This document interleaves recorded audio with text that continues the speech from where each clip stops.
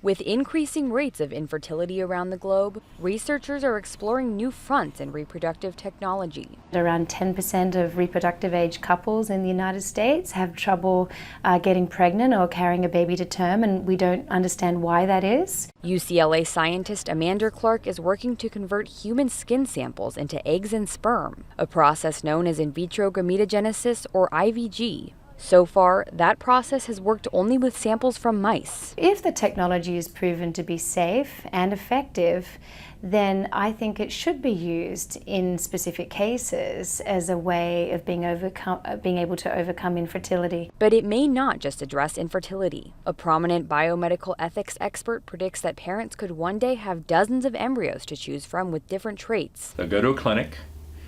The man will give a sperm sample. The woman will give, instead of eggs, a little bit of a skin sample.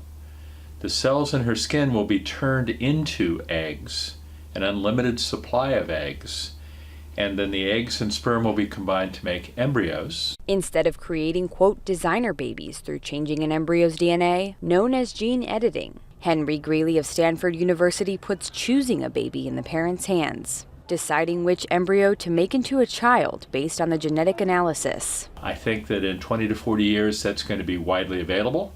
It's going to be effectively free because insurers and governments will want to encourage people to use it, and it's going to change the way we make babies. But many are skeptical that Greeley's theory will become a reality. I do not think IVG will ever replace regular human reproduction, nor do I believe IVG would ever replace in vitro fertilization. Researchers say there are still a host of safety concerns that need to be studied before this process can be tested in humans. Some experts also doubt that people would take advantage of technology to seek out a perfect baby. Here in California, where there are some people who would like to have a baby with as few problems as possible, there are many people in this state, and in fact they're the ones who are having most of the children, who will tell you it's in God's hands. But the prospect is forcing scientists to consider the ethics of parents selecting their offspring. Krista Fourier, Associated Press, Los Angeles.